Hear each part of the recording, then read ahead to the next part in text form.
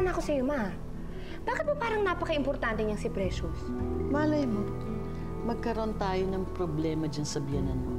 Kayang-kaya siyang dispatchahin ni Precious. Mabuti nga, hindi ako pabor na naririyang bayan. Nakakalungkot naman hong isipin. Kung sino pang kadugo ni Trudis, yun ang may ayaw sa kanya. Kung pwede lang kasi kunin ko na siya doon eh. Bakit nga ba hindi? Wala na naman si Nick eh. Wala nang dahilan para manatili siya sa lugar na yun, ano? Umayon din ang lahat sa mga plano natin. Sa'yo na ang kayamanan ni Nick. Ikaw ang may karapatan dito, hindi yung ibang tao. Ikaw ang dapat nandito sa bahay na ito. 100 million pesos ay mapupunta sa nag-iisa kong anak na si Gertrudis Ferrer. Hindi niyo pwede sama si Trudis. Ayoko naman iwan siya dito at baka kung ano lang gawin sa kanya, baka masaktan pa siya. Ako ang bahala kay Balae. Kakausapin ko siya ngayon din.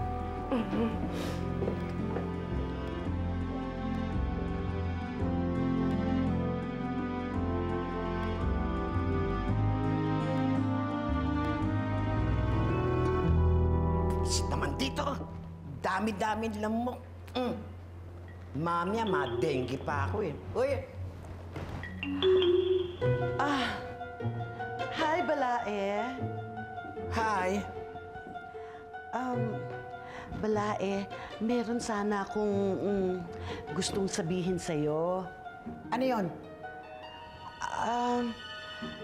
Kasi, pwede bang dumito na muna si Trudis? Ano?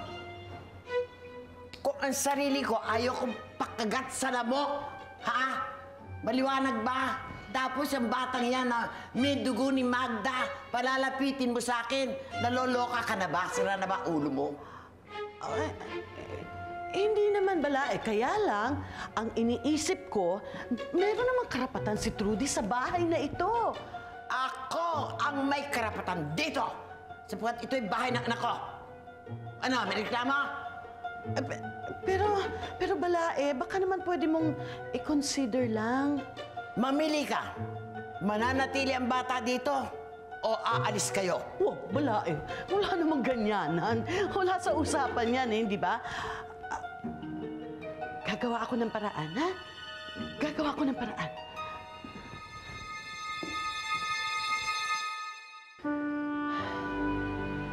Ano, Trudis? Desisyon mo ang masusunod. Ano bang gusto mo?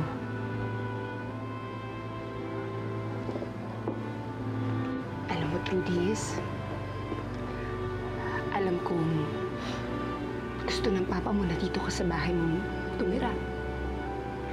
Huwag kang mag-alala, aalagaan kita. Ako na magiging mommy mo.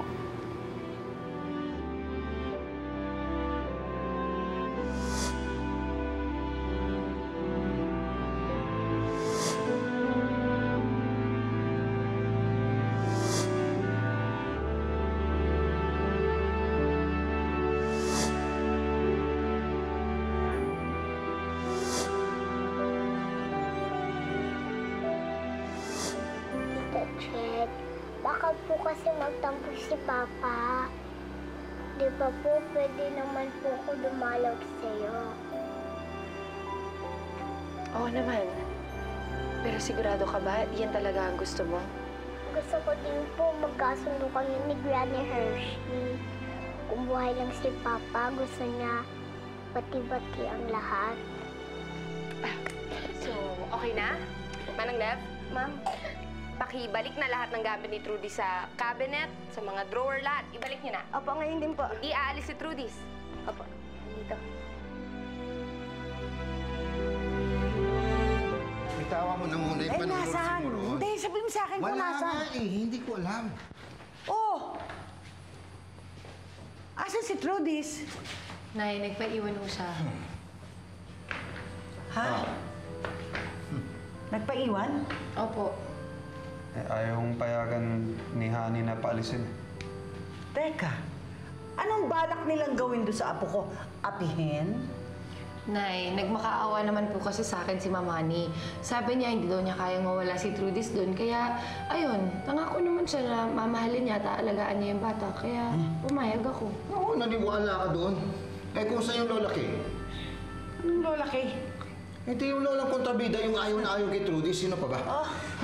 Sabi ho nila, sila nang bahalang gumawa ng paraan para mapalapit yung bata sa lola niya. At pumayag naman kayo? Nay, desisyon ho ni Trudis ang sinunod ko. Siya naman ho kasi ang nagsabi. Gusto naman daw niyang maging malapit dun sa lola niya. Gusto naman din daw niyang maramdaman yung pagmamahal ng pamilya. Pamilya, bet ano ba tayo? Hindi ba tayo pamilya din? Oo nga, nandun na nga tayo, Tay. Pamilya nga din ang turing natin kay Trudis. Kaya lang, kahit baliktarin pa natin ang mundo, hindi natin siya kadugo eh. Kaya hindi natin pwedeng alisin sa kanya yung karapatan na gusto niyang makasama ang tunay niyang pamilya. Sabagay.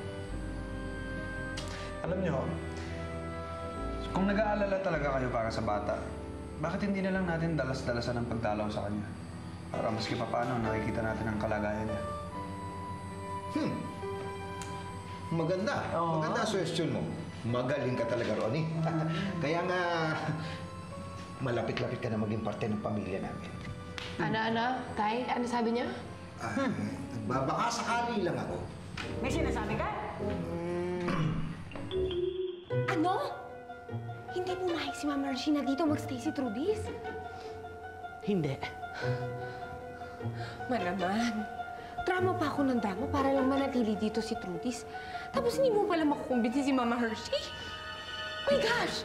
Ano nang gagawin natin ngayon? Huwag kang mag-alala. Si Precious, nag-iisip na rin ng paraan. Naku, ayan na naman eh. Precious na naman. Basta. Malalagpasan natin to. Ano nang gagawin natin? Alis na bang peste? Ay! Opo! Saan doon yung dating kwartong ginamit niya? Gusto kong makita. Mama, bakit naman ho gusto niyo makita yung kwarto ni Trudis? Oo nga. Para doon ko ilalagay yung mga gamit kong darating.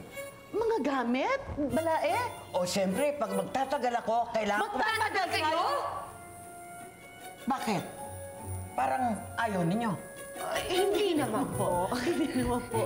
Masaya nga po kami na magtatagal kayo, Mama.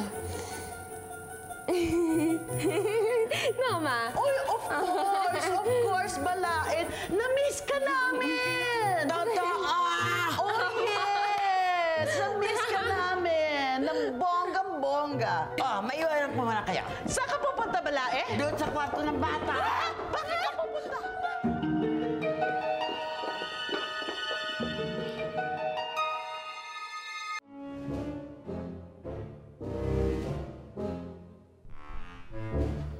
Pwede na. Pero kailangan pa linis pa uli dahil hanggang ngayon, naamoy ko yung sansang ng amoy ng bata. Walang nga kayo dyan. Teka lang, Ma. Nasaan na yung mga gamit ni Trudis at nasaan si Trudis? Malay ko. Trudis, eto ang magiging palasyo mo. Para kang ano dyan, prinsesang-prinsesa ka, di ba? Tapos sayong-sayo yan. Ayoko, nagtatakot ako. Wala akong kasama. Eh, hindi, huwag kang mag-alala. Tayong dalawa ang titira dyan. O, di ba? Masaya yun. Teka, bigyan kita ng flower princess. Princess. Uy, anong ginagawa niyo dyan? Bakit nandyan ang mga gamit ni Trudis? Yaya Lef, ito na ang palasyo ko! Ayaw mo na ba sa kwarto mo? Mas gusto ko po dito kasi po meron po akong sariling bahay-bahayan. Sige. Tara, pasok tayo sa loob. Dali! Ang mahal na prinsesa. Oo. Bumalik dito si Migs. Alam ko. Ang importante sa akin, malaman ko lahat ng plano niya. Lalo na kung may kinalaman kay Chad. Teka. Akala ko ba ganti mo lang yan kay Migs? Bakit pare yatang may tama ka na kay Jed? Basta gusto kong malaman ang lahat ng plano niya. Sandali, may kalaban.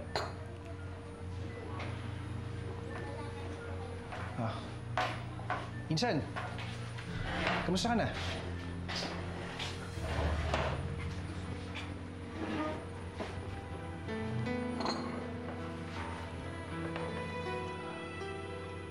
Wala. Wala nang lahat sa akin. Anong plano mo? Wala ka ng trabaho. Walang Jed. May kaso ka pa.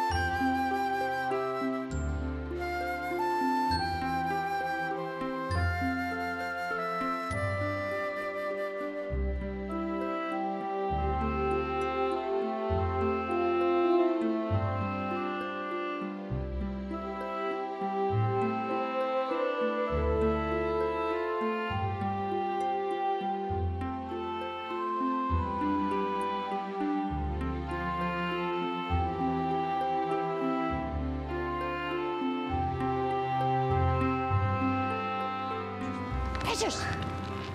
Precious! Ay, nako! Nasaan ang bata? Ha? Nasaan? Ayun, no? Ay, salamat. Ang galing mo talaga, Precious. Naialis mo agad ang bata sa kwarto at hindi nakita ni Hershey. Eh, sino ba naman ang mag-aakala na pag-iinteresan niya yung kwartong yon? Kailangan lang natin masigurado na hindi siya pupunta dito sa likod ng bahay. Oo. Diyos ko naman. Napaka-temporary naman yung solusyon na yan.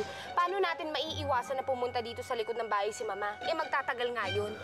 Wala ka namang mas magandang ideya kesa dyan? Aba, kung meron ka naisip na magandang plano, bakit hindi kaya ikaw ang gumawa niyan? Ay, wala talaga ako may isip na ganyang kalin dahil mas magaling ako sa'yo. Mas magaling. Dami mong sat-sat. O, anong paraan mo? Sige nga.